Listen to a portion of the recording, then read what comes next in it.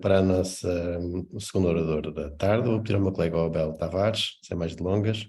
Abel, para fazeres então a moderação, agora estou Pedro Santiago. Boa tarde a todos, queria cumprimentar a equipa da organização do Drive e felicitá-la por mais uma edição do Drive. Cumprimentar os colegas e, claro está, não poderia deixar de cumprimentar e agradecer a presença dos convidados e do meu convidado, entre aspas, ia dizer convidado, mas ele não é meu convidado, é meu colega. Agradecer a presença do Pedro Santiago e passo a apresentá-lo para que possamos aqui recuperar algum tempo da excelente apresentação de Daniel Raposo. Pedro Santiago é arquiteto, professor universitário e investigador nas temáticas do projeto de construção sustentável. Este foi o tema que nos levou a convidá-lo. Ecologia, biomimética, ambiente natural, desenho e projeto digital com processos paramétricos e generativos. Doutorando na FAUP, na Faculdade de Arquitetura da Universidade do Porto, investiga no âmbito académico e profissional, divulgando o seu trabalho em conferências e palestras profissionais e académicas. Pedro Santiago, muito obrigada. Nós estivemos hoje de manhã numa visita, por isso a nossa ausência na sessão da manhã, pedimos desculpa por isso e lamentamos a nossa ausência, mas tínhamos aula e uma visita pré-programada, por isso não estivemos presentes. Pedro, passo a palavra e obrigado. Olá, muito boa tarde. Antes de iniciar aqui a minha sessão, queria agradecer por este convite, de estar aqui presente no Drive. Espero estar à altura das expectativas. Eu vou tentar focar esta temática da sustentabilidade não só na questão da construção e da arquitetura, mas também na questão do design e tentar criar um âmbito mais abrangente para poder transmitir estas noções todas que estão neste momento na ordem do dia. A sustentabilidade é um tema que tem sido bastante falado, bastante abordado a todos os níveis e a minha intenção com isto é tentar esclarecer os processos, tentar torná-los o mais claros possível e trazer alguns exemplos e depois, obviamente, espero que façam imensas perguntas e aí que estas coisas começam a se tornar mais interessantes. Se calhar então eu vou partilhar aqui a minha apresentação.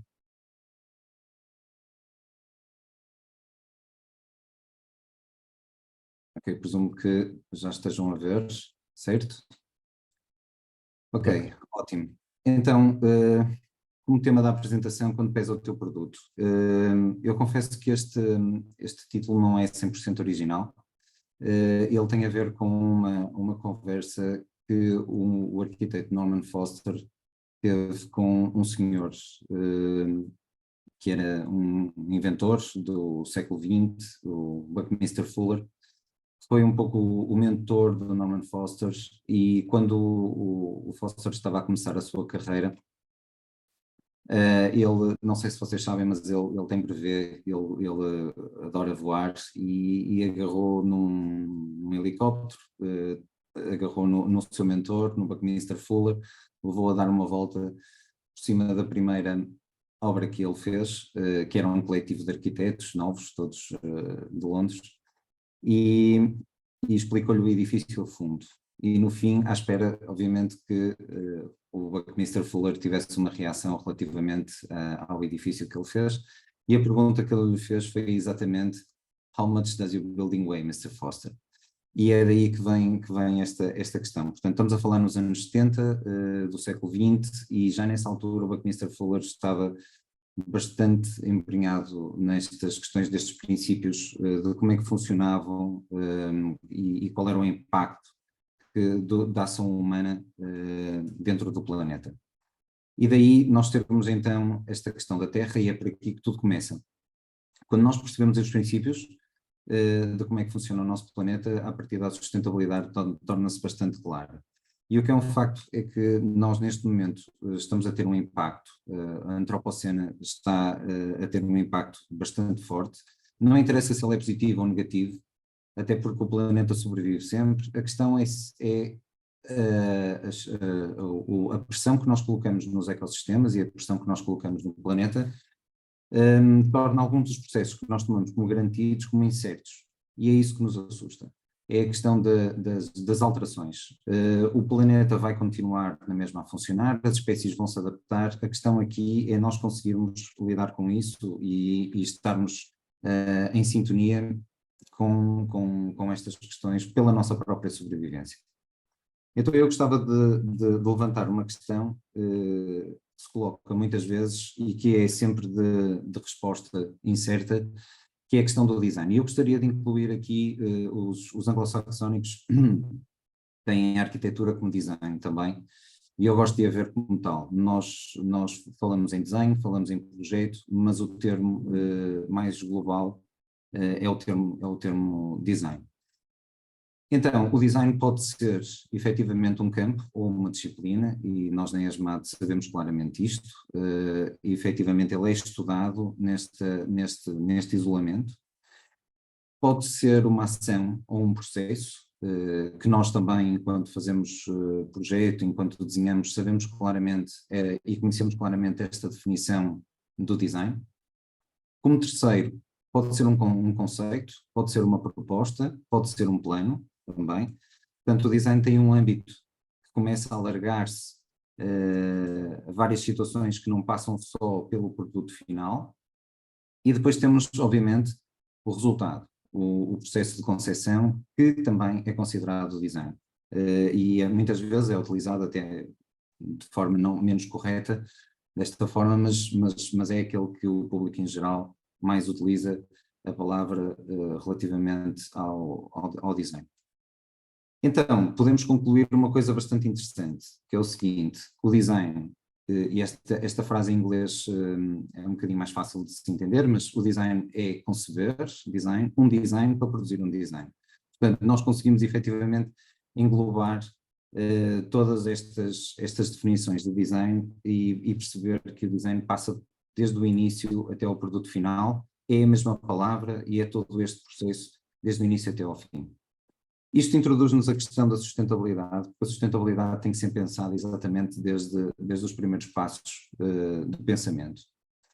E depois temos esta questão que é: será que nós podemos então, dentro deste âmbito, estudar o design do planeta? E qual é que ele será? Bom, há uma série de ecossistemas, há uma série de princípios que fazem com que o planeta se suporte, se sustente, e é daí que vem a palavra sustentável e a sustentabilidade. Isto significa que há uma harmonia, há um processo que não tem perdas e também não tem ganhos, tem apenas transformações. E é exatamente aí que a ação e a antropocena, a nossa ação no planeta, tem sido disruptiva relativamente a esse processo natural. Toda a gente conhece, ou a maior parte das pessoas conhecem esta frase de Lavoisier, que na natureza nada se cria, nada se perde e tudo se transforma. E é este o nosso processo constante, enquanto designers. A questão é em que é que nós transformamos e em que é que o produto de design se transforma, efetivamente. Quando nós vemos este símbolo, toda a gente também já está bastante familiarizada, o símbolo da reciclagem, nós percebemos que isto tem que ser um processo circular. E neste momento ainda insistimos muito num processo linear, um processo de extração, transformação, utilização e depois perda, que nós chamamos normalmente de lixo, o que nos leva a algo que não é aproveitável, algo que já não é desejável, algo que nós queremos longe do nosso olhar. E efetivamente isso ainda continua a ser um processo bastante repetitivo dentro do design e dentro dos edifícios, dentro da arquitetura também, mas que nós, se queremos efetivamente definir a sustentabilidade, isto nada se perde, tudo se transforma, tem mesmo que começar a ser aplicado. Então temos aqueles 3 princípios também dos 3 R's, do reduzir, reutilizar e reciclar. Vamos ver em que é que os processos naturais, por exemplo, como é que eles lidam com isto e se efetivamente essa questão existe.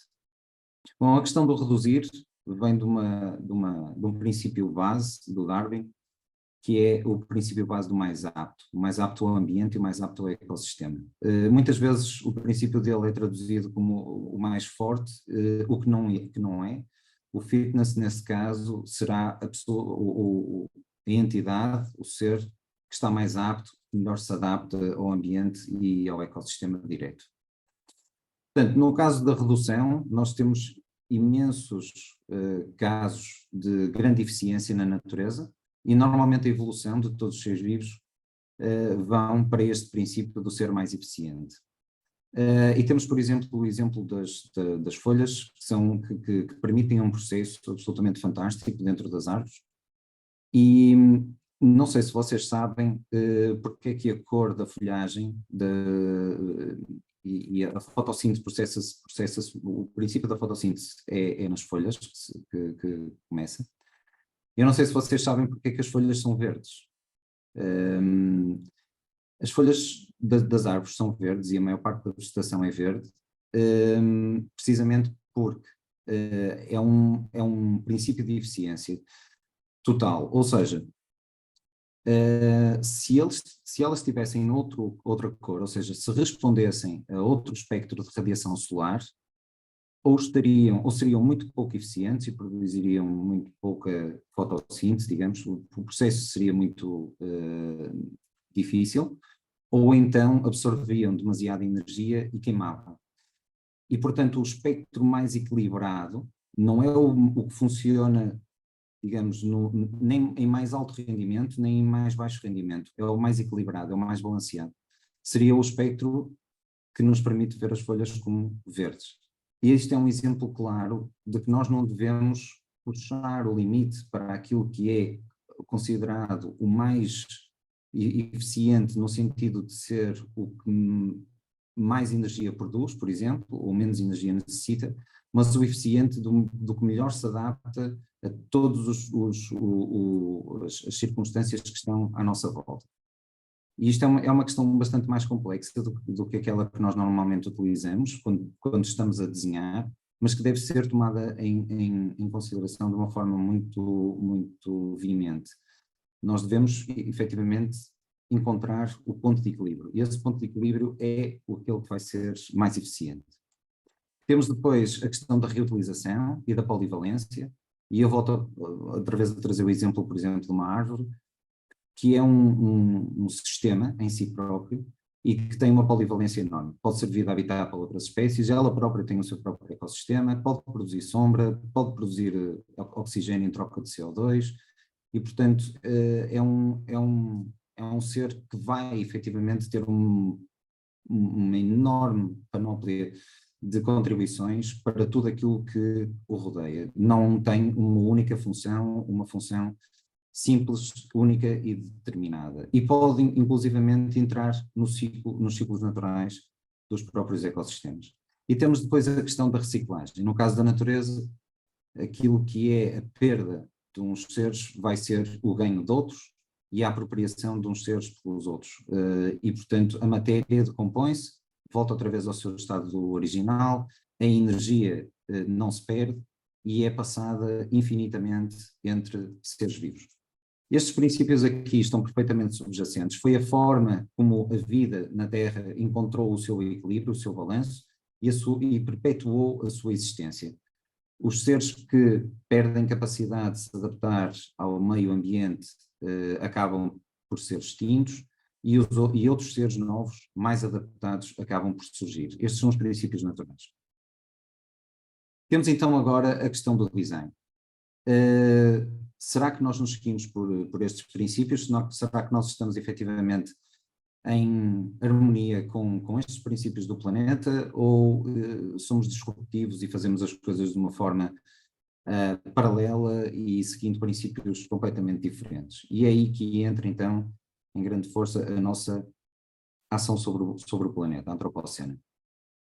Quando falamos em reduzir, por exemplo, e depois vemos situações deste género, que acontecem cada vez mais hoje em dia, até porque nós nunca tivemos numa fase do planeta, eu penso que todos nós já percebemos que atingimos um ponto, uma milestone, que é que passamos os 8 mil milhões de indivíduos no planeta, nunca tivemos disponível tanta riqueza, nunca houve tanta riqueza disponível para o ser humano e para a população em geral, e a sociedade de consumo nunca esteve com tanta força. esta sociedade de consumo, a determinada altura, atinge pontos pico, que são sociedades de excesso. E a questão é se nós precisamos, efetivamente, por exemplo, de fazer situações destas. Isto aqui, por exemplo, é um jato privado, é um avião. A questão da reutilização, continuamos a insistir, ainda que haja normativas e haja alguma sensibilização, no entanto, o uso do plástico de uso único, de uso rápido e de usar e deitar fora, continua a aumentar, mesmo com todas as medidas implementadas, por exemplo, dentro da União Europeia e até por outros organismos internacionais. O plástico e materiais que não são considerados para nós como biodegradáveis, e mais uma vez, o plástico efetivamente é biodegradável, ele demora centenas de anos até voltar outra vez a ser consumido pela natureza e a decompor-se. Portanto, nós não consideramos biodegradável no sentido que são muitas gerações de seres humanos até chegarmos a esse ponto e, portanto, para a nossa existência, eles não são considerados biodegradáveis, mas o aumento tem continuado a crescer. E depois temos a questão da reciclagem, que ainda é uma situação bastante difícil e nem sempre a reciclagem significa que nós estamos a beneficiar o planeta, nesse sentido. Eu chamo a atenção, por exemplo, para a reciclagem de materiais como o alumínio, que consomem mais energia, por exemplo, do que fazerem peças de alumínio a partir de metal virgem. E, portanto, o lixo continua a aumentar e a matéria não biodegradável também continua a aumentar e a reciclagem, apesar de estar a crescer, ainda está muito longe de conseguir fazer frente a estas situações. Podemos, então, abordar o design a partir de uma atitude e não de uma profissão. Podemos desenhar até o nosso estilo de vida, pensar seriamente se as nossas decisões poderão efetivamente fazer a diferença, porque podem, porque se 8 mil milhões de pessoas mudarem a forma como vivem, ligeiramente, às vezes não é preciso uma diferença enorme, o impacto é gigantesco de forma muito positiva. Há um ditado americano que aborda um conceito que é bastante interessante, que é: o planeta foi-nos emprestado pelos nossos filhos. Isto significa que as gerações vindouras terão que ter direito a ter exatamente os mesmos recursos, a todos os níveis, e os mesmos ecossistemas e as mesmas oportunidades que as gerações anteriores. E nós estamos numa situação de produção, extração e consumo tão grande, que estamos a esgotar recursos, e isso é inclusivamente uma injustiça para as gerações que vêm a seguir, que não vão ter acesso às mesmas matérias-primas e às mesmas paisagens, inclusivamente, e as mesmas condições climatéricas que nós tivemos. Então temos aqui um ciclo do produto, desde a sua extração até à sua transformação, distribuição, uso e depois o final, o lixo. Tudo sempre ligado, obviamente, ao planeta. Este ciclo de vida, a análise de ciclo de vida, é o que nos vai permitir determinar se um determinado produto, seja ele matéria-prima, ou seja ele um produto transformado, depois da sua utilização e fim de vida, se ele é efetivamente sustentável ou não.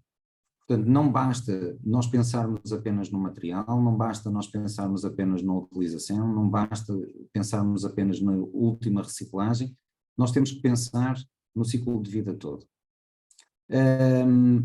Nós tivemos um ponto de ruptura enquanto história da humanidade, que foi a Revolução Industrial, que foi, atenção, uma situação absolutamente maravilhosa, que nos trouxe ao ponto onde nós estamos, permitiu-nos ir à Lua, permitiu-nos descobrir tudo aquilo que nós sabemos hoje em dia, fizemos um avanço científico, social, económico, financeiro gigantesco na história da humanidade num espaço de tempo muito curto.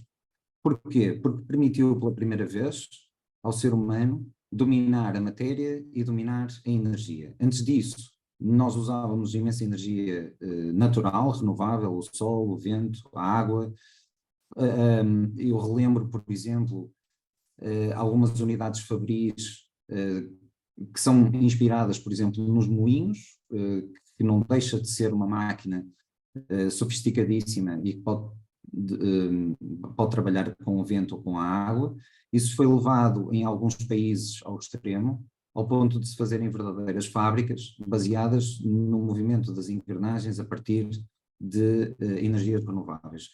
Não sei se vocês já tiveram a oportunidade na Holanda de visitar exemplos desses, mas eles têm fábricas de tabaco, são pequenas, é um facto, as fábricas de tabaco e de papel, por exemplo, que funcionavam só e apenas com a energia do vento. Nós sabemos que elas são inconstantes, não são permanentes e o controlo que nós temos sobre elas não é tão bom como quando tivemos a Revolução Industrial e passamos a perceber que os combustíveis fósseis, o carvão, o petróleo, conseguiam conferir-nos um controle muito maior sobre a energia e sobre a matéria. E isso permitiu-nos ter uma evolução gigantesca, foi exponencial a forma como tudo se desenvolveu, até chegarmos depois à era eletrónica onde nós estamos hoje em dia. E por isso, cada vez mais, é muito mais importante nós termos em consciência todo este processo e tudo isto, todo este ciclo de vida é considerado design. Gostava só de introduzir aqui uma situação para nós entendermos este panorama, que é, todos nós sabemos e somos bombardeados hoje em dia com a questão do CO2, o excesso de CO2 e porque é que o CO2 passou a ser a unidade de medida do impacto. Isto foi decidido no protocolo de Kyoto, nos anos 90 ainda, e a maior parte das pessoas sabe que é um gás de efeito de estufa, mas existem mais gases de efeito de estufa. Então porquê a questão do CO2? Pronto, antes de respondermos a essa questão, temos aqui um gráfico que ilustra, neste momento, ele está bastante atualizado ainda, quais são os países que mais emissão de CO2 têm.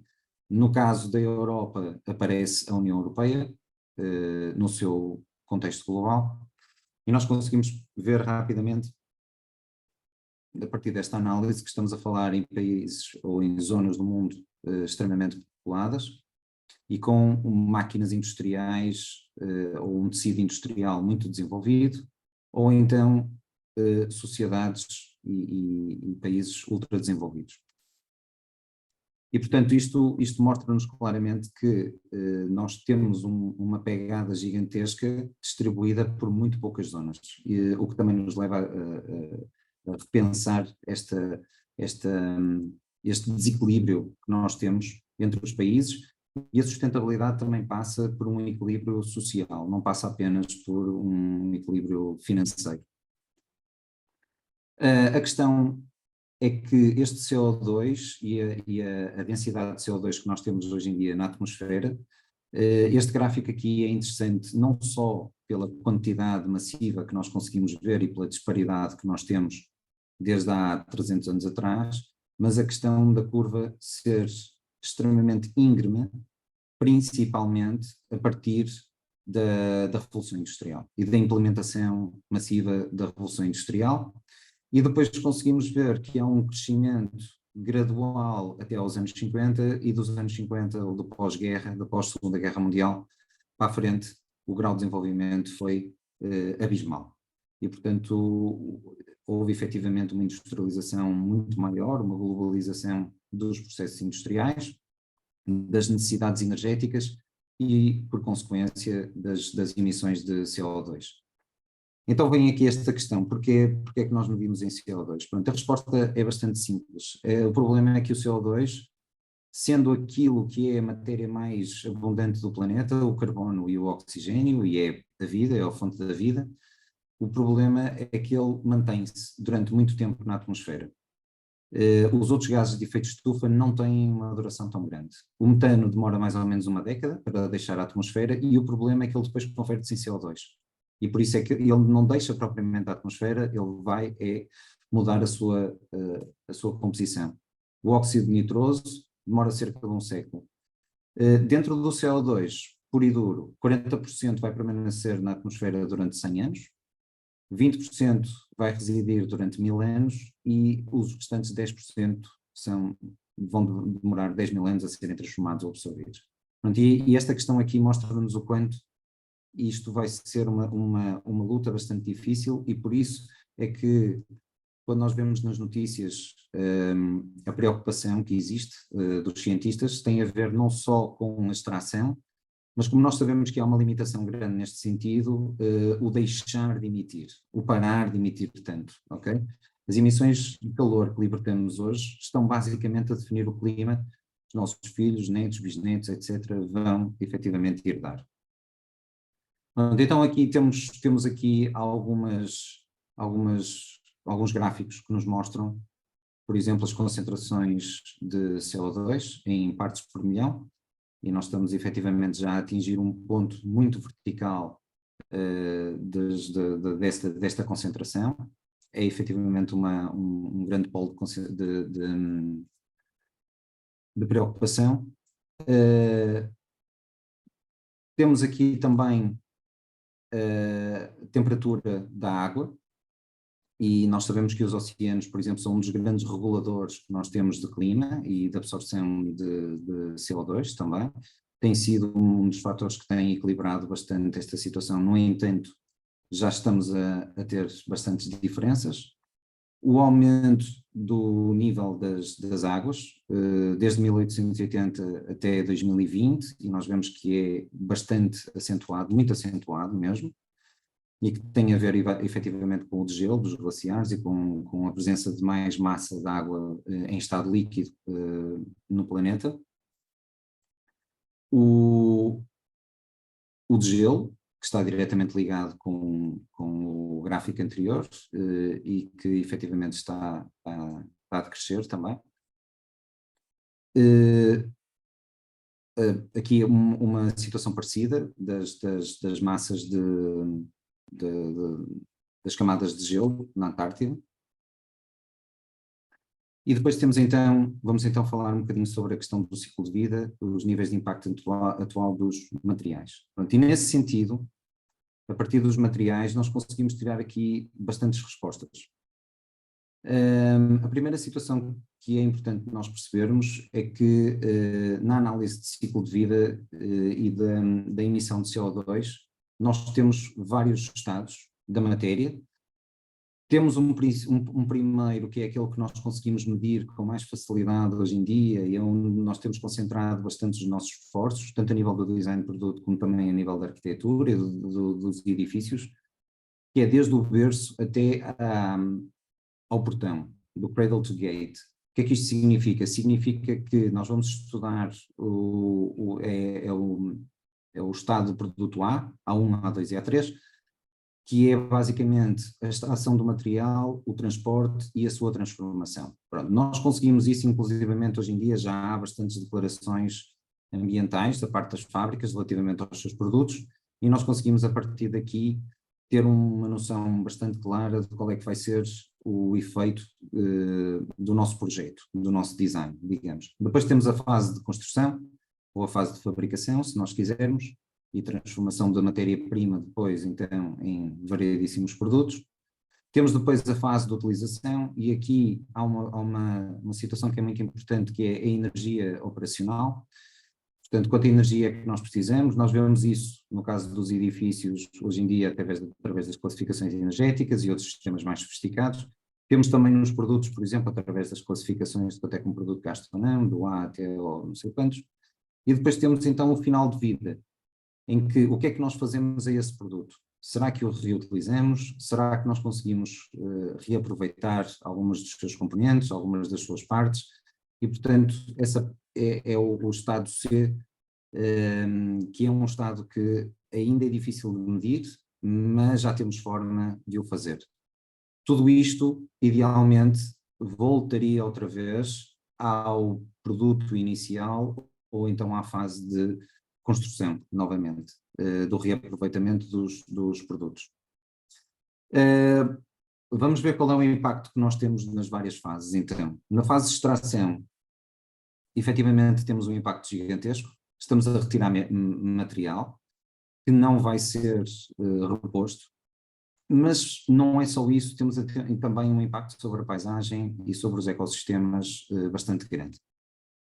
Temos depois a questão, por exemplo, do plástico e do petróleo, que temos exatamente a mesma situação, é um produto que demorou milhões de anos, digamos, atingir o estado em que nós neste momento o utilizamos, e que efetivamente começa a poluir logo desde a fase de extração.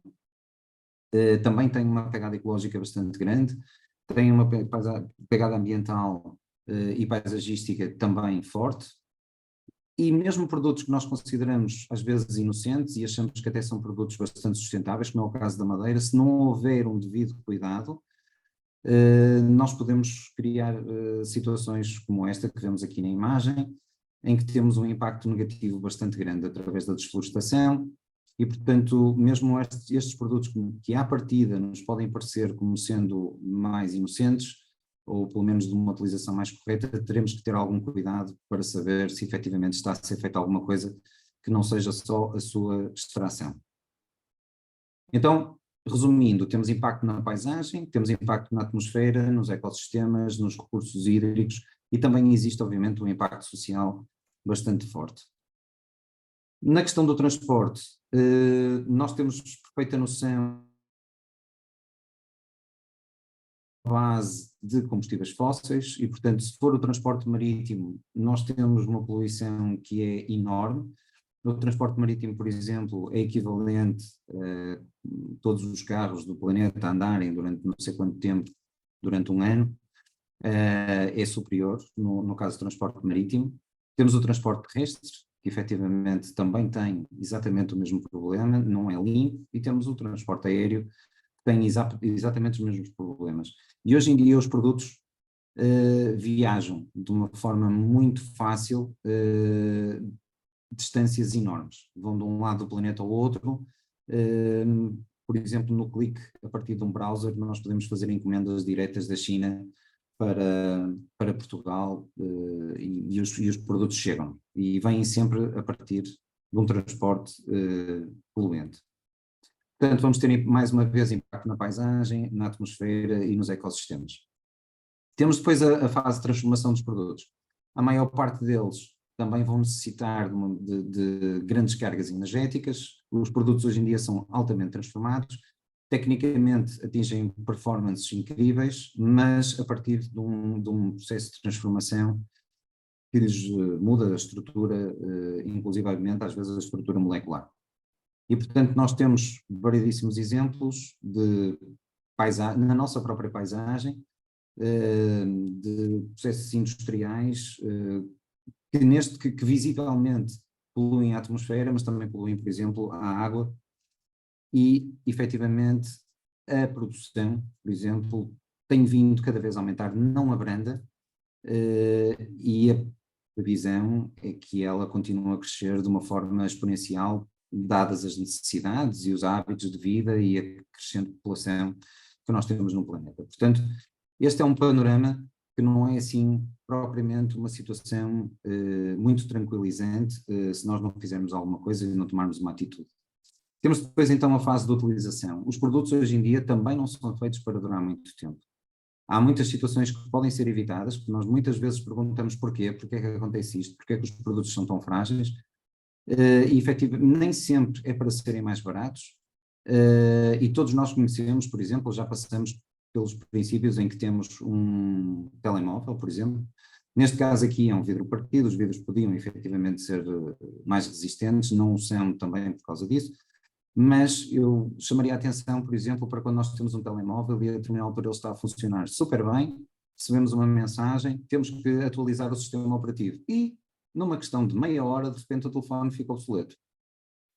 E nós dizemos assim, como é que isto é possível, não é? Quer dizer, então ainda há meia hora atrás eu estava super tranquilo, podia fazer chamadas, falar com as pessoas todas, abrir as minhas redes sociais, estava tudo bem, e de repente recebo uma mensagem que às vezes nem sequer me dá alternativa, não é? Durante a noite, quantas e quantas vezes às vezes os telemóveis fazem automaticamente as suas atualizações e de repente deixou de funcionar, ficou lento, ok? Há uma pressão, efetivamente, de mercado de consumo para nós estarmos sempre a gastar dinheiro e a consumir novo e a deitar fora o que é velho.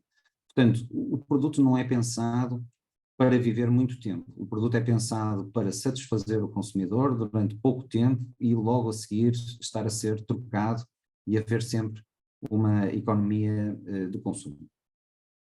Temos depois estas questões também dos eletrodomésticos. Nós já não reparamos eletrodomésticos, nós deitamos fora e compramos novo, não é? E porquê?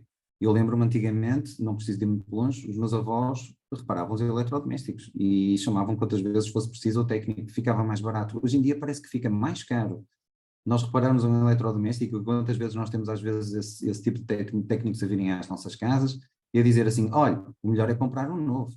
Isto, para arranjar isto, olha, vai gastar quase tanto como se fosse um novo. Pronto, e nós somos convencidos desta situação, que é um facto, e acabamos por comprar um produto novo. O problema é o que é que acontece ao antigo. Se nós pudermos, até compramos um novo. A questão é que o antigo muitas vezes vai ser lixo puro. Não vai ser reciclado, não vai ser reaproveitado, não vai ser reutilizado.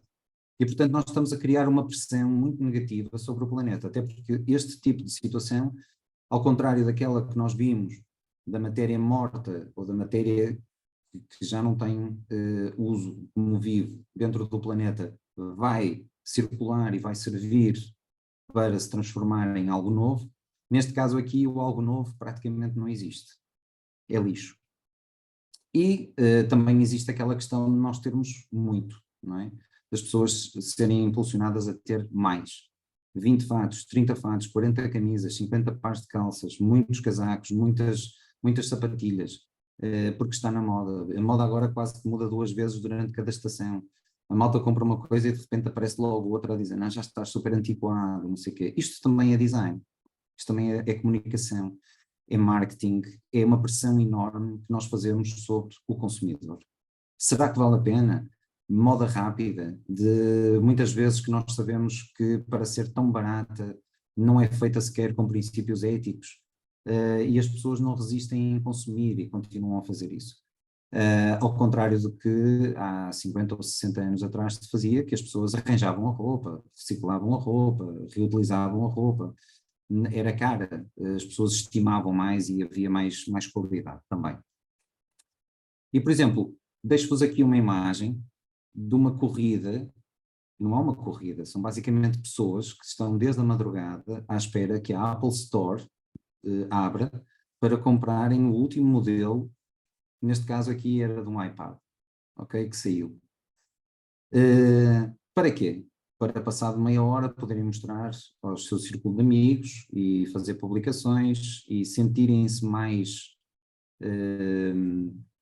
empoderadas, mais exclusivas, se quisermos, só porque têm de repente um produto novo. Os produtos têm efetivamente esse poder.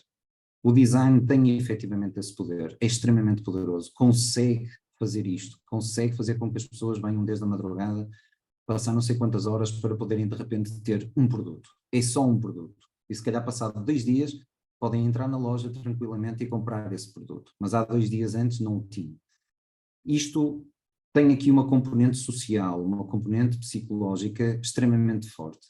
E quando eu falo em design, falo nisto tudo, neste alcance todo que nós temos. O design efetivamente tem esta capacidade e este poder. E como tal, nós, enquanto elementos ativos da comunidade que desenha, da comunidade que faz design, podemos tentar alterar isto por dentro. Podemos tentar fazer alguma coisa para que este tipo de situações de desejo de consumir, de nós nos sentirmos mais importantes porque temos algo, porque temos coisas, não por aquilo que somos, possa efetivamente fazer uma grande diferença e uma diferença bastante positiva. Temos depois a questão do fim de vida, e o fim de vida normalmente transforma-se nisto. Eu não sei se vocês conhecem, mas há lixeiras que são gigantescas e eu vou-vos deixar aqui mais à frente uma imagem de um documentário, de um filme, que é de um artista brasileiro chamado Vic Muniz e que se chama Lixo Extraordinário. E se vocês não o viram, eu aconselho-vos vivamente a verem, porque existem uma comunidade de pessoas que só se dedicam, eles são chamados os catadores, eles só se dedicam a percorrer as maiores lixeiras que existem no Rio de Janeiro e a fazerem separação de lixo. É fantástico.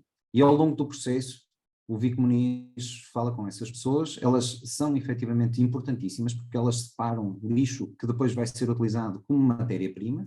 Portanto, elas estão a ter um papel super importante no fim de vida do produto, que lhes vai permitir, ou seja, devem ser das pessoas mais ecológicas do planeta, é um facto, só que depois o estilo de vida delas é muito interessante, porque elas conseguem descobrir no lixo a vida das outras pessoas. Às vezes até encontram os nomes e as moradas, sabem quem são, e a partir do lixo conseguem saber a vida das pessoas. É muito interessante. Vejam esse documentário. E o Vico Muniz, que foi um artista que vingou nos Estados Unidos, acabou por voltar para o Rio de Janeiro e acabou por utilizar os catadores, os ajudar, fez obras de arte com o lixo dos próprios catadores, leiloou-as e o dinheiro foi todo oferecido aos catadores e à comunidade de catadores para lhes proporcionar uma vida melhor, e eles assistiram ao leilão. Vale mesmo a pena verem essa situação. E, portanto, nós podemos efetivamente, isto aqui é um centro de produtos para reciclagem, nós podemos ter o lixo organizado, se quisermos. E em vez de termos um sistema linear, podemos efetivamente fazê-lo circular. E isso é uma questão que é extremamente importante. E quando as pessoas começarem a perceber que vai haver cada vez mais escassez de matéria-prima, o lixo vai valer muito dinheiro. Mas até lá, nós vamos esgotar o planeta. E isso parece-me injusto. Parece-me super injusto, principalmente pelas gerações que vêm a seguir. E, portanto, será que o design pode efetivamente ajudar a resolver esta situação? Sim, a resposta é óbvia e passa muito pelo design. Nós temos muita responsabilidade enquanto designers, desde a comunicação até o desenvolvimento de produto ou de edifícios, temos uma responsabilidade gigantesca neste sentido. Então, a questão dos materiais. A questão dos materiais hoje em dia, e antigamente era uma situação que era mais complexa, hoje em dia nós já temos imensa informação. E se vocês quiserem, já foi criada, antigamente havia a pirâmide dos alimentos e a roda dos alimentos, agora também fizeram a pirâmide dos materiais e ela está a ser cada vez mais desenvolvida. Isto aqui é de um gabinete de arquitetura, Van Kunsten, vocês têm ali o endereço, se quiserem ver, e é bastante interessante porque há uma panóplia de materiais, principalmente ligados à construção, mas que também são utilizados no design de produto, que estão divididas por fator de impacto, por emissão de CO2.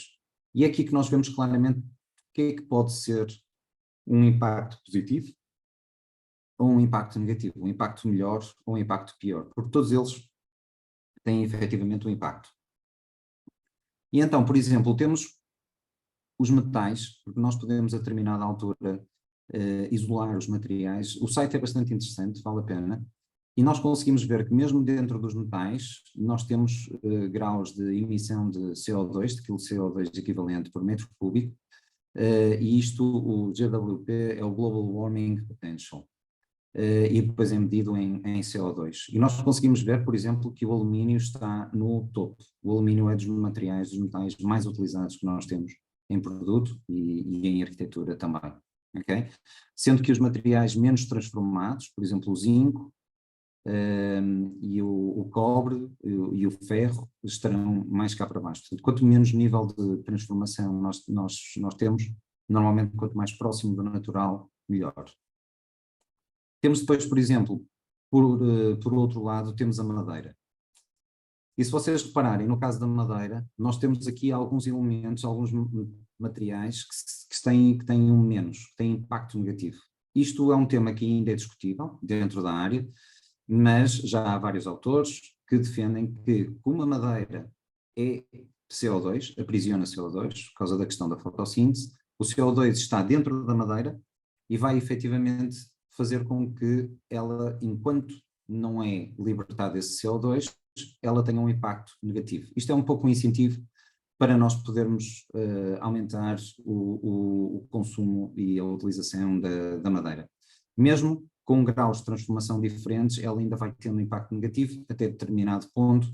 E depois, se nós virmos, por exemplo, placas cimentícias com partículas de madeira no topo, por exemplo, desta pirâmide, vemos que ela tem um impacto completamente diferente dos anteriores e bastante menor do que os metais, principalmente. Temos depois os plásticos. Desculpa interromper-te, eu ia-te pedir que tentasses terminar. Ok, está bem, eu vou acelerar. Tempo, está bem? Sim, ok, desculpa. Obrigado. Então temos aqui os plásticos, por exemplo, que também têm graus diferentes e nós podemos ver aqui, sempre superiores, obviamente, à madeira, mas inferiores aos metais. E depois temos os produtos minerais, que também temos a extração mais direta da pedra, por exemplo, que tem um impacto bastante pequenino, até depois, por exemplo, à cerâmica, que tem um impacto bastante maior. Mas é bastante clarificador esta questão. Portanto, até um determinado ponto temos uma série de produtos que têm um impacto relativamente neutro, ou pelo menos facilmente anulável, e depois no topo da pirâmide temos então os alumínios, os metais, etc., que têm impactos bastante maiores. Isto dá-nos logo uma perspectiva bastante clara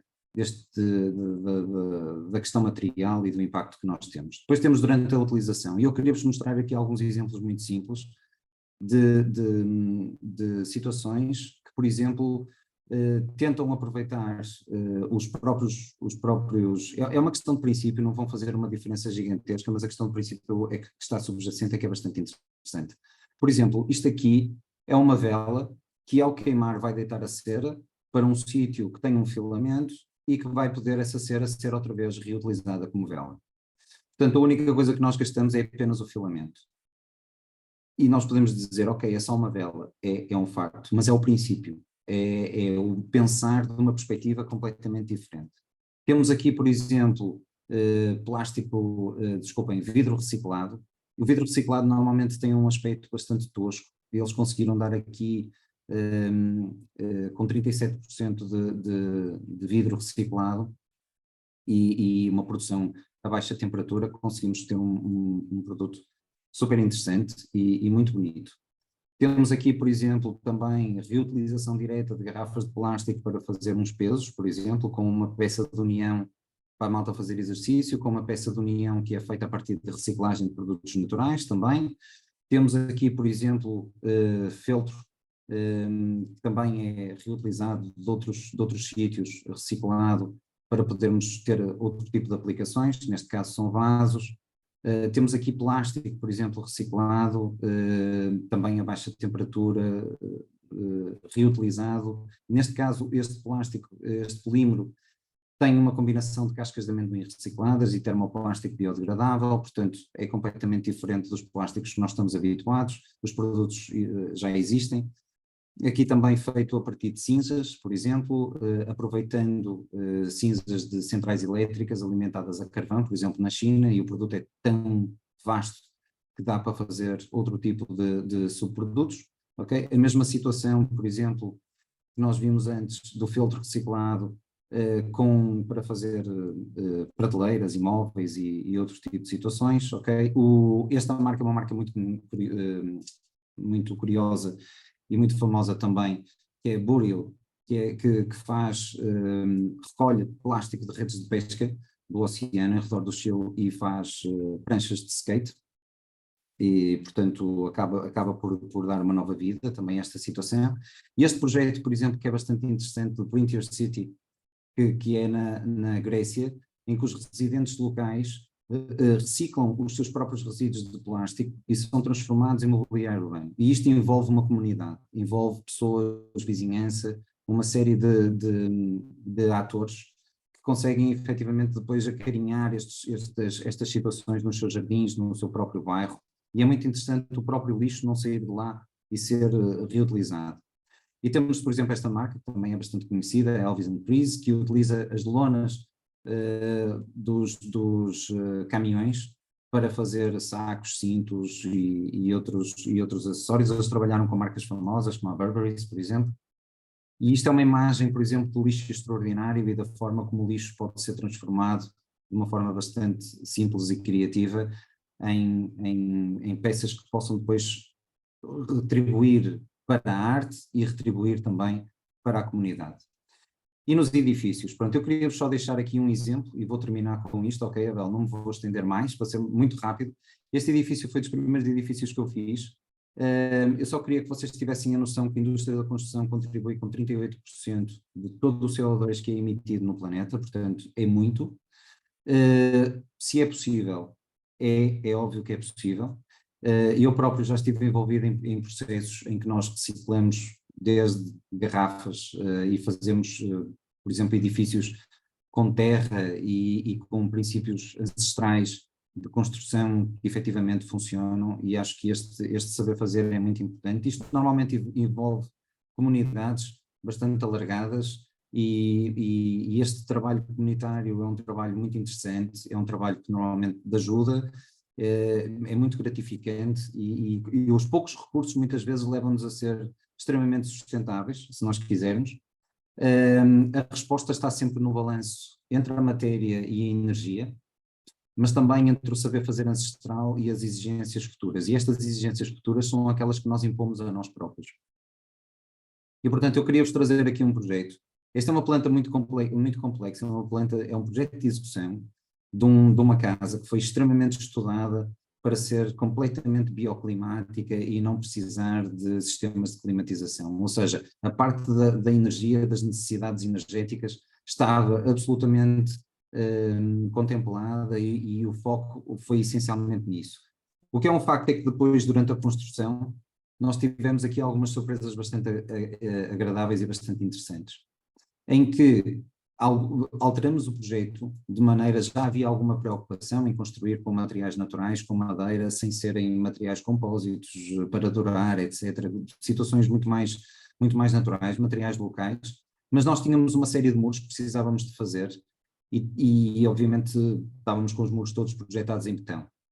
E para segurar as terras, porque havia aqui uma série de socalcos. E o que é interessante é que nós tínhamos aqui uma comunidade de pessoas locais, agricultores, que a determinada altura, quando olharam para a construção da casa, e nós íamos fazendo o seguimento da obra e íamos conversando com eles, e eles perguntaram-nos como é que nós íamos fazer um muro. E eu disse-lhe que íamos fazer em betão, e eles disseram que era uma idiotice. E foi muito interessante, porque eu perguntei-lhes porquê, e ele disse que nós tínhamos aqui um nível freático bastante alto e a pressão sobre os muros era uma questão de tempo até eles caírem, e portanto no mínimo teríamos que fazer uns furos para a água poder passar, porque senão os muros não iam aguentar a determinada altura esta situação.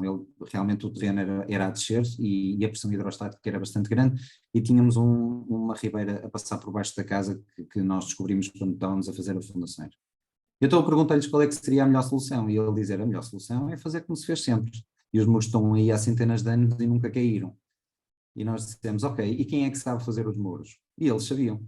E fizeram estes muros. E são lindíssimos. E alteraram o projeto da casa, quanto a mim, para muito melhor.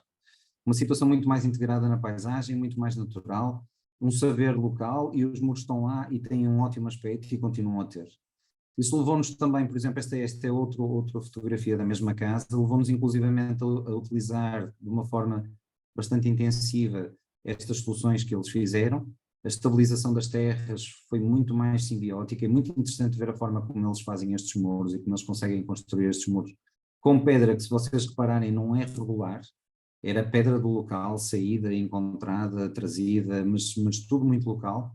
E ao mesmo tempo, depois, as espécies autóctones também fazem um aprisionamento bastante grande das terras e fazem com que haja uma estabilização muito grande destes mecanismos, que são extremamente interessantes e eles conseguem estas formas muito mais orgânicas que trabalham com as curvas normais do terreno. A outra situação interessante que aconteceu aqui foi este tipo de soluções que nós tivemos em algumas paredes e que foi feito basicamente com sobras de madeira da própria casa. Ou seja, a determinada altura havia umas pilhas de madeira enormes e eu perguntei ao carpinteiro o que é que ele ia fazer com aquilo, e ele disse que ia deitar aquilo fora, que aquilo não se aproveitava, e então nós acabamos em conjunto com o carpinteiro por resolver as paredes de uma forma obviamente não muito uniforme, mas é isso que lhe dá, obviamente, esta componente mais interessante, em que nós utilizamos as aparas de madeira, acertamos-las, elas não são 100% certas, têm espessuras diferentes, foi o que foi sobrando ao longo da obra e conseguimos com algum cuidado, obviamente estas esquinas, por exemplo, são juntas a 45 graus, o carpinteiro também era bom, também se interessou, isto dá uma trabalheira desgraçada, devo desde já dizer, mas quando é feito com carinho, com algum empenho, as pessoas acabam por se entregar a este tipo de situações. E depois as argamassas naturais e a utilização da madeira nos revestimentos do edifício e a utilização de pátios e, mais uma vez, de vegetação, e tudo isto contribuiu para que o edifício, a determinada altura, ficasse simbiótico com toda a paisagem, com todo o clima local. Queria só deixar aqui uma mensagem uma frase do Corbusier que dizia que ser moderno não é uma moda, é um estado. É necessário compreender a história e quem compreende a história sabe encontrar a continuidade entre o que foi, o que é e o que será. E eu acho que o design tem este papel, tem esta responsabilidade em cima, se nós queremos efetivamente fazer um mundo não mais sustentável, mais equilibrado. Eu penso que é esse o mote. Muito obrigado. Obrigado, Pedro. Acabaste por cumprir o teu tempo, ainda que passando a hora que estava marcada no calendário na comunicação. Pronto, eu agradeço esta comunicação e esta partilha desta preocupação. É um tema que eu solicitei, sugeri na tua apresentação, tem a ver com o teu trabalho, tem a ver com a tua maneira de estar nestas questões do exercício e da prática e do projeto e do ensino do design e no caso também da arquitetura, porque é uma prática profissional que mantens ativa e bastante ativa. E eu a pergunta que tenho para te colocar vai no seguimento desta apresentação. Para mim foi também bastante bem reforçar aquilo que é a minha convicção relativamente ao problema que nós enfrentamos, mas que tentamos não dar-lhe o valor que ele merece, ou que deveria ter, para o bem de todos e nosso, que é este. A academia, de uma maneira geral, poderíamos dizer que é a ponta da lança do conhecimento e da investigação. E é aí que se funda a evolução, o desenvolvimento, o conhecimento do passado e uma perspectiva eventual do futuro. E a minha pergunta, penso que não me enganarei, quase 20 anos de docência no ensino académico, ou se não é, andará lá bastante perto. Em tua opinião, achas que a academia, o ensino superior, tem dado nos seus programas, nas suas práticas, nos seus currículos, tem dado a devida importância na sensibilização / orientação / formação dos seus estudantes para as questões da sensibilização da problemática das transformações ambientais, que tu aqui também ilustraste do ponto de vista da nossa responsabilidade, para que essa transformação se possa operar. Nós somos responsáveis pelas pegadas, por esta dimensão antropocénica que nós observamos.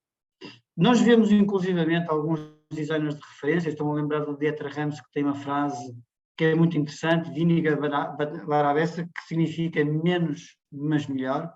Isso. Um designer de produto, de que trabalhou para muitas marcas, que tenham um catálogo, entre aspas, de produtos enorme, extenso, e que nos últimos anos se tem dedicado precisamente às questões ambientais e às questões do impacto que tem a atividade do design no ambiente, no planeta. Pergunta é, achas que a academia, na tua opinião, e esta experiência enquanto professor, tem dado devido valor e importância nos seus currículos? Obrigado. Isso é uma tricky question.